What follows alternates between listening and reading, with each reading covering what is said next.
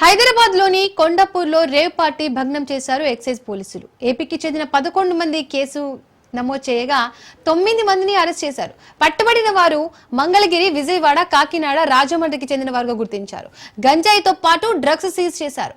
ఓ service apartment లో rave party నిర్వహిస్తుండగా ముఠాను అదుపులోకి తీసుకున్నారు. గంజాయి, ఓజీ కుష్, ఎల్ఎస్డి, బోల్డ్ చరాసు స్వాధీనం చేసుకున్నారు. నిందితులు వాడుతున్న హై ఎండ్ కార్లను ఎక్సైజ్ అధికారులు స్వాధీనం చేసుకున్నారు. డార్క్ వెబ్ డ్రగ్స్ ను ప్లేడ్లేర్లు కొన్నట్లు పోలీసులు గుర్తించారు. పోలీసుల తనిఖీల్లో శ్రీనివాస్ చౌదరి, అఖిల్ పారి పోయేందుకు ప్రయత్నించగా అదుపులోకి తీసుకున్నారు. కొండాపూర్లోని ఎస్వి నిలయం సర్వీస్ అపార్ట్మెంట్ లో ఈ రేవ్ పార్టీ జరుగుతుండగా పోలీసులకు సమాచారం అందడంతో భగ్నం చేశారు.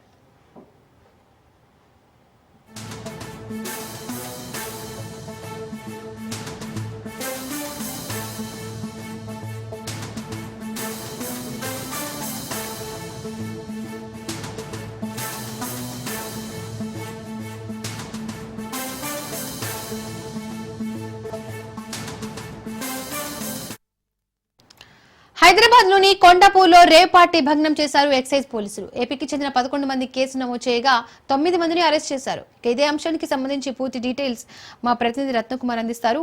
రత్నకుమార్, హైదరాబాద్ లోని కొండాపూర్లో జరుగుతున్న రేవ్ పార్టీకి సంబంధించిన డీటెయిల్స్ ఏంటి? నగరంలో రేవు పార్టీలపై ఒకవైపున పోలీసులు ఎంత ఉక్కుపాదం మోపుతున్నా ఏదో ఒక మూల యొక్క రేవు పార్టీలు అనేవి గుట్టు చప్పుడు కాకుండా జరుగుతూనే ఉన్నాయి. ఇప్పుడు అదే రకంగా వీకెండ్స్ ను ఆసరాగా చేసుకొని మరొక రేవు పార్టీని భగ్నం చేయడం జరిగింది స్టేట్ ఎక్సైజ్ కు సంబంధించినటువంటి టాస్క్ ఫోర్స్ పోలీసులు. సో కొండాపూర్లోని ఎస్వి నిలయంలో సర్వీస్ అపార్ట్మెంట్లో యొక్క రేవు పార్టీ అనేది జరుగుతున్నటువంటి సమాచారంతోనే అక్కడికి వెళ్ళి రైడ్స్ చేశారు. రైడ్స్ చేసిన తర్వాత 11 మంది మీద కేసులు నమోదు చేసి ఈ పార్టీలో పాల్గొన్నటువంటి 9 మందిని అదుపులోకి తీసుకోవడం జరిగింది. వాళ్ళ మీద కూడా కేసులు నమోదయ్యాయి. అయితే గత కొంతకాలం నుంచి వీకెండ్స్ సమయంలో విజయవాడ నుంచి హైదరాబాద్కు కొంతమంది బడాబాబులను తీసుకొని వచ్చి ఈ యొక్క రేవు పార్టీలను నిర్వహిస్తున్నట్లు కూడా సమాచారం అందుతోంది. ఇక పర్టికులర్గా ఈ కేసులో వాసు, శివరాం నాయుడు అనేటువంటి ఇద్దరు వ్యక్తులు యొక్క రేవు పార్టీలకు ఆర్గనైజర్స్గా వ్యవహరిస్తున్నారు. వీళ్ళిద్దరూ విజయవాడలో ఉన్నటువంటి బడాబాబులందరికీ ఇక్కడ రేవు పార్టీలు నిర్వహించుకోవచ్చు, ఎటువంటి ఇబ్బంది అనేది లేకుండా అమ్మాయిలతో డ్యాన్సులు చేయటం, డ్రగ్స్ తీసుకోవటం, గంజాయి వినియోగించటం, మితిమీరినటువంటి మద్య వినియోగానికి సంబంధించి తమకు ఎటువంటి ఆటంకాలు అనేవి ఉండవు, ఇబ్బందులు ఉండవు. ఈ పార్టీలు అరేంజ్ చేస్తాము, ఎటువంటి ఇబ్బందులు లేకుండా అనేటువంటి విషయాన్ని అక్కడ ఉన్నటువంటి బడాబాబులకు తెలియజేయడంతో అక్కడ నుంచి కొంతమంది వారికి ఉన్నటువంటి హై ఎండ్ కార్లను వేసుకొని ఇక్కడ కొండాపూర్ రావడం జరిగింది. కొండాపూర్ వచ్చి రాత్రి శనివారం నేపథ్యంలోనే రాత్రి వీకెండ్ను సెలబ్రేట్ చేసుకోవడంలో ఇక్కడ కొండాపూర్లో ఉన్నటువంటి ఎస్వి నిలయం సర్వీస్ అపార్ట్మెంట్లు అనేవి ఏదైనా రోజువారీ రెంట్ బేస్డ్ మీద నిర్వహిస్తూ ఉంటారు. గతంలో ఇటువంటి సర్వీస్ అపార్ట్మెంట్లలోనే అనేక దందాలు నిర్వహిస్తున్నటువంటి సందర్భంలో పోలీసులు రైడ్స్ చేసి ఒకవైపున టాస్క్ ఫోర్స్ పోలీసులు కావచ్చు, హెచ్ఎన్యూ పోలీసులు, మరోవైపున ఎన్ఫోర్స్మెంట్ పోలీసులు వీళ్ళందరూ కూడా రైడ్స్ చేసి ఎన్నో కేసులను కూడా బరెస్ట్ చేయడం జరిగింది. అయితే ఇదే మాదిరి ఒక దందాను నిర్వహిస్తూలో భాగంగానే ఇప్పుడు మరొకసారి రేవు పార్టీ నిర్వహిస్తూ కూడా అక్కడ కొంతమంది అమ్మాయిలతో అశ్లీల నృత్యాలు, పెద్ద ఎత్తున డ్రగ్స్ వినియోగించడం, అలాగే గంజాయి తీసుకోవడం లాంటి వ్యవహారాలతో వాళ్ళందరూ సెలబ్రేట్ చేసుకున్నటువంటి సందర్భంలో ఒక్కసారిగా ఈ ఇన్ఫర్మేషన్ తెలుసుకున్నటువంటి స్టేట్ ఎక్సైజ్ డిపార్ట్మెంట్కు సంబంధించినటువంటి టాస్క్ ఫోర్స్ టీమ్స్ ఎస్ఐ ఆధ్వర్యంలో పూర్తిగా ఒక టీం అంతా కూడా అక్కడ రైడ్స్ నిర్వహించి మొత్తం 11 మంది ఇందులో ఇన్వాల్వ్ అయినట్లు కూడా ఐడెంటిఫై చేశారు. దాదాపు 9 మందిని పట్టుకున్నారు. మిగతా వాళ్ళ కోసం ప్రస్తుతం గాలిస్తూ ఉన్నారు. ఇక ఈ యొక్క కేసులో మొత్తం వీరి వద్ద నుంచి 2.80 కేజీల గంజాయిని, అలాగే 50 ఓజీ కుష్ గంజాయిని, 11.57 గ్రాముల మ్యాజిక్ మష్రూమ్ను, 1.91 గ్రాముల చెరాస్ డ్రగ్స్ ను స్వాధీనం చేసుకోవడం జరిగింది. ఇక వీరితో పాటు అక్కడికి వచ్చి పార్టీని సెలబ్రేట్ చేసుకుంటున్నటువంటి వ్యక్తుల నుంచి 11 మందికి సంబంధించినటువంటి సెల్ ఫోన్లను సీజ్ చేశారు. 9 మందిని అరెస్ట్ చేసి వారు ట్రావెల్ చేసినటువంటి వారు తీసుకుని వచ్చినటువంటి 4 కార్లను కూడా హై ఎండ్ కార్లను కూడా సీజ్ చేయడం జరిగింది. ఇక అరెస్ట్ అయిన వారిలో ముఖ్యంగా వీరికి డ్రగ్స్ సరఫరా చేస్తూ గంజాయి, డ్రగ్స్ లాంటివి సరఫరా చేస్తున్నటువంటి కింగ్ పిన్లుగా పిలువబడుతున్నటువంటి కింగ్ కేన్ షేర్ రాహుల్, అలాగే organizer Praveen Kumar alias Manne Appikotla Ashok Kumar, organizer Sammela Sai Krishna, Joseph Thota Kumar Swamy, Adapa Yashwanth, Sridatt, Nanda Samatha తేజ్లను అరెస్ట్ చేశారు. ఇక మిగతా వారి కోసం మరొక 3 పరారీలో ఉన్నట్లు తెలుస్తుంది. ప్రస్తుతం వీరి కోసం గాలింపు చర్యలు చేపడుతున్నారు. ఇక ఏదేమైనప్పటికీ హైదరాబాద్ మహానగరంలో రేవు పార్టీలు అనేవి ఏదో ఒక చోట పుట్టుకొస్తూనే ఉన్నాయి. ఒకవైపున పోలీసులు ఎన్ని రైడ్స్ చేసినప్పటికీ మరోవైపు వీటికి జలసాలకు అలవాటు పడినటువంటి కొంతమంది వ్యక్తులు వాటిని ఇతర ప్రాంతాల్లో ఉన్నటువంటి వ్యక్తులకు టార్గెట్ చేసుకొని వారికి ఇక్కడ హైదరాబాద్ మహానగరానికి తీసుకొచ్చి ఇక్కడ ఈ సెలబ్రేషన్స్ చేయటం, వారిని ఈ రకంగా ఇక్కడ వీకెండ్లో ఎంజాయ్ చేసిన తర్వాత తిరిగి వాళ్ళ యొక్క సొంత ప్రాంతాలకు పంపించడం లాంటి కార్యకలాపాలకు పాల్పడుతున్నారు. ఈ క్రమంలోనే ఇప్పుడు ఈ యొక్క రేవ్ పార్టీని భగ్నం చేశారు స్టేట్ ఎక్సైజ్ టాస్క్ ఫోర్స్ పోలీసులు. Thank you Ratnakumar.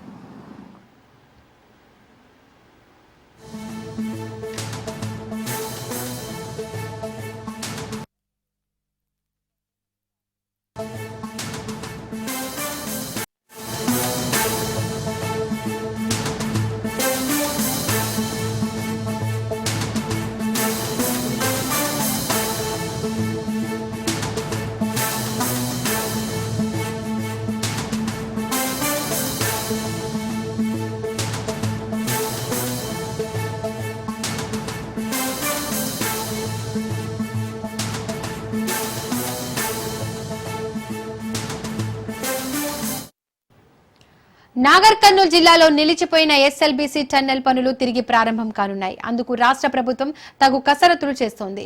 CR zone తో ప్రమాదం జరిగినట్లు ప్రాథమిక అంచనా వేయగా టన్నెల్లో ప్రమాదకరమైన జోన్లు, భూపొరలపై అధ్యయనం చేస్తున్నారు. సర్వే కోసం డెన్మార్క్ నుండి అధునాతన యంత్రాలు రాగా ఎలక్ట్రోమాగ్నెటిక్ సర్వే పరికరాలను బృందం వినియోగించనుంది. ఎయిర్ బోర్న్ సర్వే కోసం ప్రత్యేక హెలికాప్టర్ వినియోగిస్తుండగా పరీక్షల కోసం ఎన్జీఆర్ఐతో రాష్ట్ర ప్రభుత్వం ఒప్పందం చేసుకుంది. ఎన్జీఆర్ఐ ప్రొఫెసర్ తివారీ నేతృత్వంలో సర్వే కొనసాగనుంది. సర్వేకు ముందుగానే లేఅవుట్ ఆర్మీ కల్నల్ పరీక్షత్ మోహరా పరిశీలించారు. అవుట్లెట్ నుండి డీబీఎం డ్రిల్లింగ్ బ్లాస్టింగ్ మెథడ్ ద్వారా టన్నెల్ పనులు కొనసాగుతాయని తెలుస్తోంది.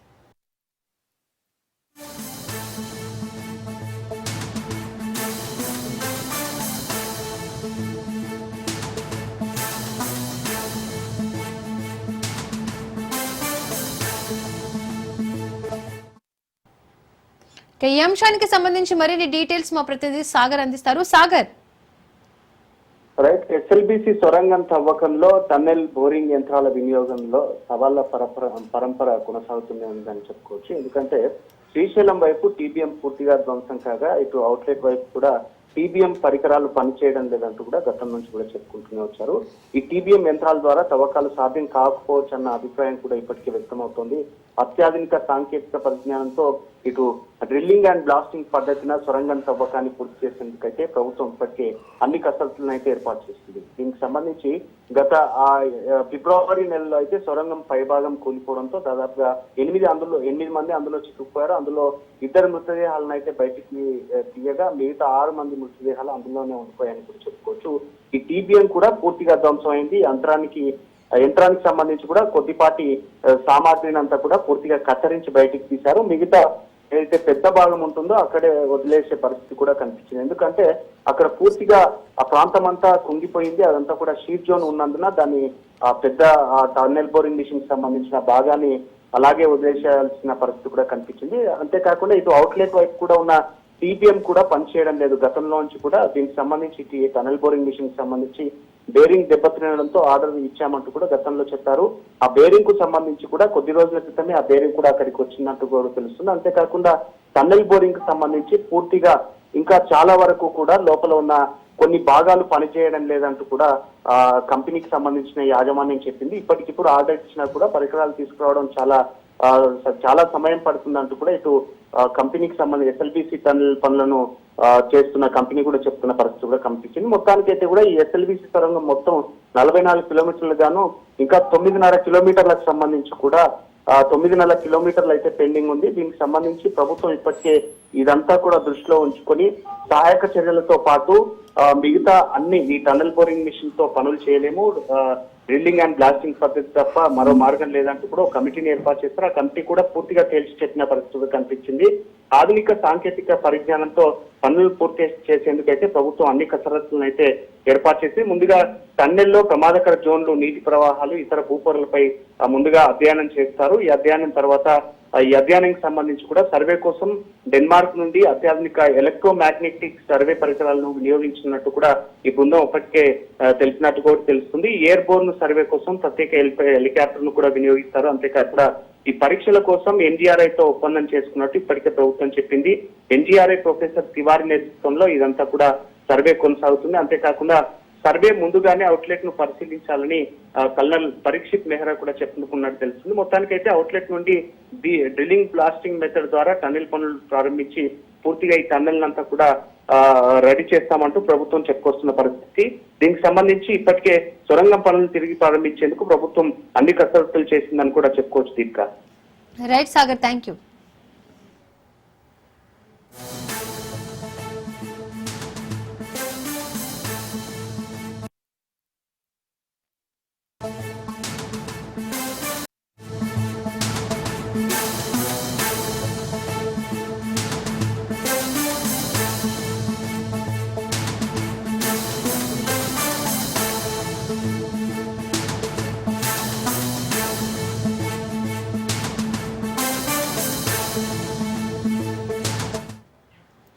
ఛత్తీస్గఢ్ లో ఎదురు కాల్పులు జరిగాయి. ఈ ఘటనలో 4 మావోయిస్టులు మృతి చెందారు. బీజాపూర్ జిల్లాలో భద్రతా దళాలు మావోయిస్టుల మధ్య ఎదురు కాల్పులు జరిగాయి. సంఘటనా స్థలం నుండి ఐఎన్ఎస్ఏఎస్ ఎస్ఎల్ఆర్ రైఫిల్స్ తో సహా పెద్ద మొత్తంలో ఆయుధాలు స్వాధీనం చేసుకున్నారు.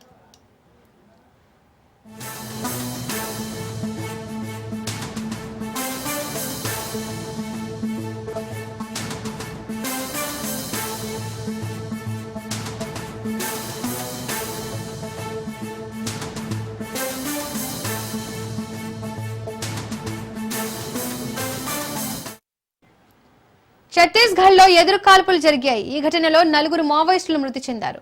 బీజాపూర్ జిల్లాలో భద్రతా దళాలు మావోయిస్టుల మధ్య ఎదురు కాల్పులు జరిగాయి. సంఘటనా స్థలం నుండి ఐఎన్ఎస్ఏఎస్ ఎస్ఎల్ఆర్ రైఫిల్స్ తో సహా పెద్ద మొత్తంలో ఆయుధాలు స్వాధీనం చేసుకున్నారు.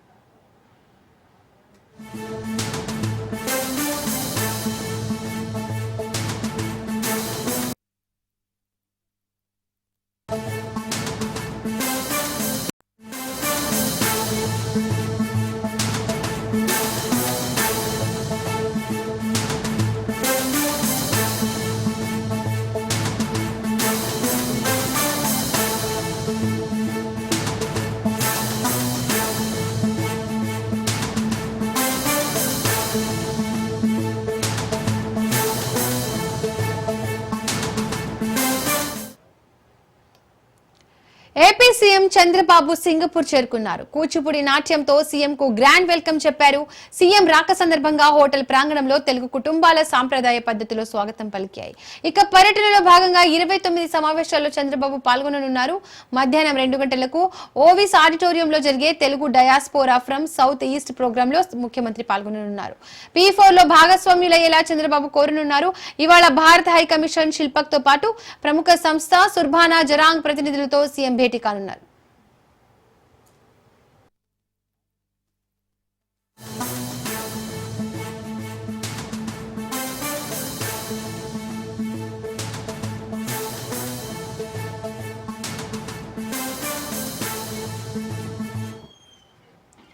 భారత హైకమిషన్ తో చంద్రబాబు సమావేశమయ్యారు. సింగపూర్ ప్రగతి, గ్రోత్ రేట్, ప్రభుత్వ పాలసీలు, సింగపూర్ లో భారతీయుల కార్యకలాపాలపై చర్చిస్తున్నట్టుగా తెలుస్తోంది.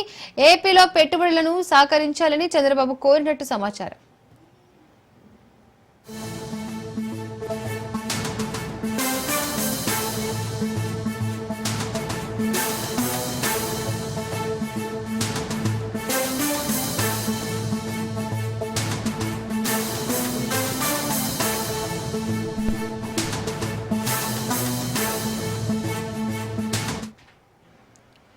ఏపీ సీఎం చంద్రబాబు సింగపూర్ చేరుకున్నారు. కూచిపూడి నాట్యంతో సీఎం కు గ్రాండ్ వెల్కమ్ చెప్పారు. సీఎం రాక సందర్భంగా హోటల్ ప్రాంగణంలో తెలుగు కుటుంబాలు సంప్రదాయ పద్ధతిలో స్వాగతం పలికాయి. ఇక పర్యటనలో భాగంగా 29 సమావేశాల్లో చంద్రబాబు పాల్గొననున్నారు. మధ్యాహ్నం 2 గంటలకు ఓవిస్ ఆడిటోరియంలో జరిగే Telugu diaspora from south east programme లో ముఖ్యమంత్రి పాల్గొననున్నారు. P4 లో భాగస్వామ్యులయ్యేలా చంద్రబాబు కోరనున్నారు. ఇవాళ భారత హైకమిషన్ శిల్పక్ తో పాటు ప్రముఖ సంస్థ సుర్భానా జరాంగ్ ప్రతినిధులతో సీఎం భేటీ కానున్నారు.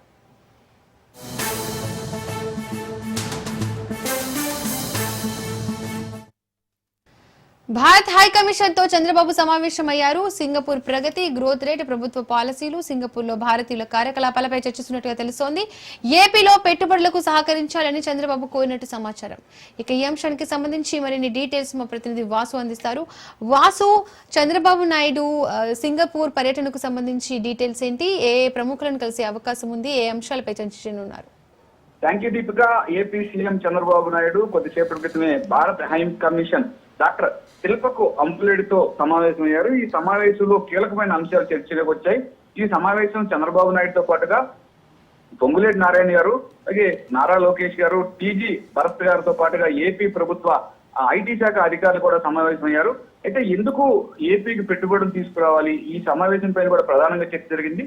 వివిధ రంగాల్లో సింగపూర్ ప్రగతి, గ్రోత్ రేటు, ప్రభుత్వ పాలసీలు, సింగపూర్ తో భారతీయుల కార్యకలాపాలను భారత్ హై కమిషన్ శిల్పకు ఆంబులే వివరించడం కూడా జరిగింది. ఈ నేపథ్యంలోనే మరలా అంటే సింగపూర్ తో పాటుగా ఏపీని అభివృద్ధి చేయాలి, అలాగే హైటెక్ విధానం ద్వారా కూడా ఈ టెక్నాలజీని తీసుకొచ్చే పరిస్థితిగా భారత్ హై కమిషన్ శిల్పకు సహకరించాలని చెప్పేసి కూడా చంద్రబాబు కోరటం జరిగింది. అయితే ఇప్పటికే ఆరోగ్య రంగం, green hydrogen, aviation, semi conductor పోస్టులు, పారిశ్రామిక రంగాల్లో సింగపూర్ అనుసరిస్తున్న విధానాలను కూడా ఏపీ సీఎం చంద్రబాబుకి అక్కడ హై కమిషన్ వివరించడం కూడా జరిగింది. కమిషనర్ శిల్పకు వివరించారు. ఇండియాతో పాటుగా సింగపూర్ ప్రభుత్వం నుంచి మంచి సంబంధ బాంధవ్యాలు కలిగి ఉండాలని, అలా కూడా తమకు కూడా సహకరించాలని చెప్పేసి ఏపీ చంద్రబాబు నాయుడు అన్న మాటలకు కూడా శిల్పక్ ఆంబులే గ్రీన్ సిగ్నల్ ఇవ్వడం కూడా జరిగింది. అయితే భారత్ లో ప్రత్యేకించి ఏపీ పెట్టుబడులకు సింగపూర్ సంస్థలు పలు ఆసక్తిగా ఉన్నాయని, దానికి సంబంధించిన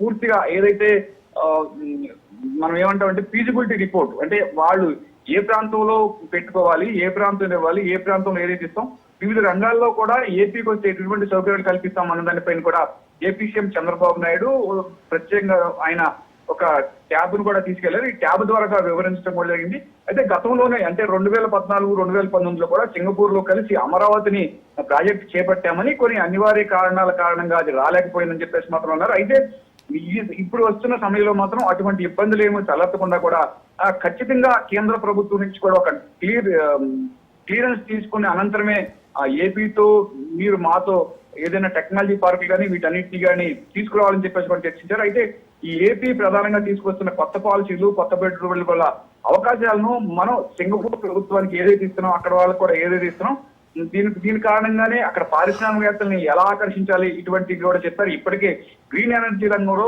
160 గిగావాట్ల ఉత్పత్తి లక్ష్యంగా పెట్టుకున్నామని సీఎం తెలియజేశారు. దీని ప్రధానే గ్రీన్ హైడ్రోజన్ ప్రాజెక్టులు ఏపీలో ఇప్పటికే పట్టాలెక్కే అని ఏపీ సీఎం వివరించడం కూడా జరిగారు. ఇండియాలో క్వాంటమ్ మిషన్ తో పాటుగా క్వాంటమ్ వ్యాలీ అమరావతిలో ఏర్పాటు చేసినట్లు ఏపీ సీఎం వెల్లడి చేయడం కూడా జరిగింది. విశాఖలో గూగుల్ డేటా సెంటర్ ను ఇప్పటికే కొంత మేర పూర్తి చేయగలిగామని, మరొక 20% కూడా పూర్తి చేసేస్తామని, త్వరలోనే అదంతా కూడా దానికి గ్రీన్ సిగ్నల్ వస్తుందని, త్వరలోనే గూగుల్ డేటా సెంటర్ ను కూడా ఇక్కడ ఏర్పాటు చేస్తామని చెప్పేసి సీఎం తెలియజేశారు. దీంతో పాటుగా డిఫెన్స్, ఏరోస్పేస్, ఎలక్ట్రికల్, ఆటోమొబైల్ సంస్థలకు రాయలసీమ ప్రాంతంలో అనువైన పరిస్థితులు ఉన్నాయని సీఎం తెలియజేశారు.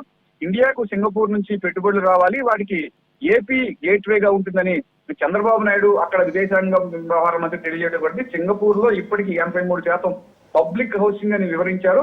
అయితే దీనికి హై కమిషన్ ఏపీలో చేపడుతున్న ప్రాజెక్టు గురించి మంత్రి నారాయణ వివరించారు. ఏదైతే అంటే వివిధ శాఖల మంత్రులు తీసుకున్నప్పుడు ఒక్కొక్క మంత్రి కూడా అక్కడ ప్రాతినిధ్యం వహిస్తున్న హై కమిషన్ వివరించండి. అయితే ఏపీ పెట్టుబడులకు కావలసిన సహకారాన్ని తాము ఎప్పుడు అందిస్తామని, ఎవరైనా ఐటీ నిపుణులు కానీ దానికి సంబంధించిన భూమిని సేకరించేందుకు వచ్చే నిపుణులు కానీ వస్తే కనుక ఇక్కడ వారికి సౌకర్యాలను ఏర్పాటు చేస్తామని, వారికి కావాల్సిన ఫీజిబిలిటీ రిపోర్ట్ తో పాటుగా ఆ సింగపూర్ నుంచి వస్తున్న వారికి ఏదైతే ఈ ద్రవ్యోల్బణం కూడా ఎలా సమీకరించాలి, ఏం చేయాలి దానిపైన పూర్తిగా మేము సహకరిస్తామని చెప్పేసి ఏపీ సీఎం చెప్పారు. అయితే ఏపీలో ఇప్పటికి ఏర్పాటవుతున్న ప్రముఖ విద్యా సంస్థల గురించి కూడా అక్కడ విదేశాంగ వారికి కూడా వివరించడం కూడా జరిగింది. అంటే ఈ బిగ్ పరిస్థితులను ఒకవైపు ఐటీ, మరొక వైపు నిరుద్యోగం, మరొక వైపు విద్యాశాఖ, అక్కడి నుంచి ఎవరైతే ఇక్కడికి వచ్చి పరిశ్రమలు కానీ పెట్టుబడులు కానీ పెట్టుకుంటారో వారందరికీ కావాల్సిన ఇండస్ట్రీస్ పరంగా ఫీజిబిలిటీ రిపోర్ట్ ను ఏర్పాటు చేస్తామని చెప్పారు. దీనికోసం ప్రత్యేకంగా ఇప్పుడు పారిశ్రామిక రంగం అంటే ఎక్కువ కార్ల ఉత్పత్తి, వివిధ రంగాలకి కాంపోనెంట్ తయారు చేసే వారికి రాయలసీమ ప్రాంతంగా ఎంచుకున్నామని, మరొక రకంగా ఐటీ రంగం తయారు చేసే వాళ్ళకి ఐటీ నిపుణుల కోసం ఏపీ అంటే విశాఖపట్నం తీరం వెంబడి 24 కిలోమీటర్ల మేర ఇప్పటికే అత్యద్భుతమైన కొండ ప్రాంతం ఉంటుంది. ఈ కొండ ప్రాంతంలోనే పచ్చటి వాతావరణం మధ్యలో ఇప్పటికే చాలా మంది ఐటీ పార్కులు ఏర్పాటు చేశారని, ఐటీ షెడ్యూల్ కూడా ఏర్పాటు చేయడం కూడా జరిగింది. దీన్ని మరింతగా అభివృద్ధి చేస్తామని ఏపీ సీఎం చంద్రబాబు నాయుడు తెలియజేశారు. అయితే ఈ నేపథ్యంలోనే ఆంధ్రప్రదేశ్ కి పెట్టుబడులు తీసుకురావాలన్న ప్రధాన జయంతోనే తాము పనిచేస్తున్నామని, ఎట్టి పరిస్థితుల్లోనూ సింగపూర్ హై కమిషన్ తమకు సహకరిస్తే 100% అంటే సింగపూర్ తో పాటుగా అభివృద్ధి చేస్తామని, సింగపూర్ కి ఎటువంటి ఇబ్బందులు వచ్చే పారిశ్రామిక పెట్టుబడులకు కానీ వ్యవహారాలకు కానీ ఎటువంటి ఇబ్బందులు కలగకుండా కూడా పూర్తిగా మేము భరోసా ఇస్తామని చెప్పేసి కూడా ఏపీ సీఎం చంద్రబాబు నాయుడు, నారా లోకేష్, మంత్రి నారాయణ కూడా భారత హై కమిషన్ డాక్టర్ శిల్పక్ అంబులేకి ముఖ్యమంత్రి చంద్రబాబు నాయుడు వివరించడం జరిగింది. Okay, thank you Vasu.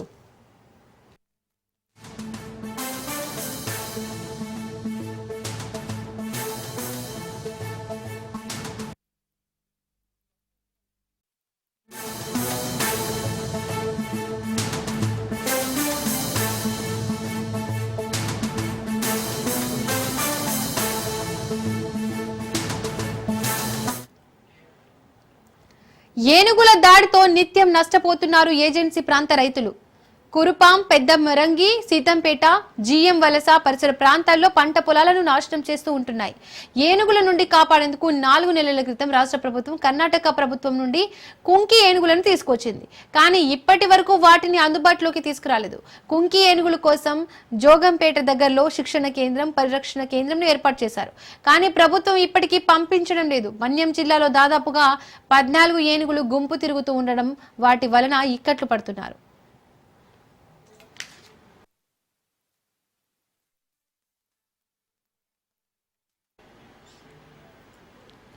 ఇక ఏనుగుల గుంపు అవస్థలపై మరింత సమాచారం మా ప్రతినిధి సూర్యప్రకాష్ అందిస్తారు.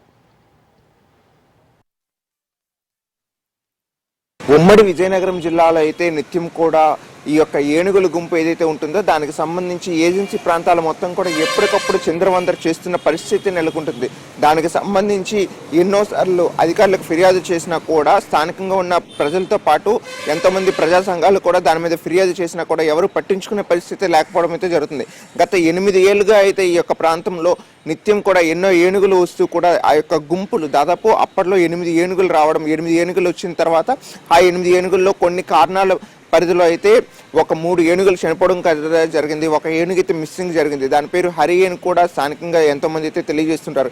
ఇప్పటికీ కూడా వాటిని కనుగొనడంలో అయితే అధికారులు అయితే విఫలం కావడం అయితే జరిగింది. మరో పక్కన దీనికోసం మనం ఆలోచించుకుంటే ఇప్పటికీ ఏవైతే ఆ మిగిలిన 4 ఏనుగులు ఉన్నాయో మరికొన్ని ఏనుగులుగా వాటిని సంతానోత్పత్తి చేసుకుంటూ దాదాపు 9 ఏనుగులుగా మళ్ళీ రూపాంతరం చెంది దాదాపు ఈ యొక్క పరిసర ప్రాంతం మొత్తాన్ని కూడా ఎక్కడికక్కడ కూడా చుట్టుప్రక్కల అన్ని ప్రాంతాలను కూడా ఆ యొక్క పంట పొలాలు ఏవైతే ఉంటాయో పంట పొలాలతో పాటు దాదాపు అక్కడ ఉన్న ప్రజలను కూడా భయభ్రాంతులను గురి చేసి కొంతమందిని దాదాపు 11 మందిని అయితే గాయపరిచిన పరిస్థితి అప్పట్లో కనిపించింది. దానికి సంబంధించి వారి చివరి ప్రాణాలు కూడా కోల్పోయే విధంగా అయితే అప్పట్లో జరిగినా కూడా కనీసం పట్టించుకునే నాదులు లేకపోవడంతో వాళ్ళకి ఇవ్వాల్సిన కాంపెన్సేషన్ కూడా ఇప్పటి వరకు కూడా అందకపోవడంతో అయితే స్థానికంగా ప్రజలతో పాటు వారి యొక్క కుటుంబాలు కూడా ఎంతో బాధపడడం అయితే జరుగుతుంది. ప్రస్తుతం కూటమి ప్రభుత్వం వచ్చిన అనంతరం ఏదైతే కుంకి ఏనుగులను తీసుకువచ్చి ఎక్కడెక్కడైతే ఈ ఏనుగుల వల్ల ఇబ్బందులు కలుగుతున్నాయో అలానే పంట పొలాలను కావచ్చు స్థానికంగా ఈ యొక్క ప్రజలను భయభ్రాంతులను గురి చేస్తున్నాయో ఆ యొక్క ప్రాంతాల్లో ఈ యొక్క కుంకి ఏనుగులను పెట్టడానికైతే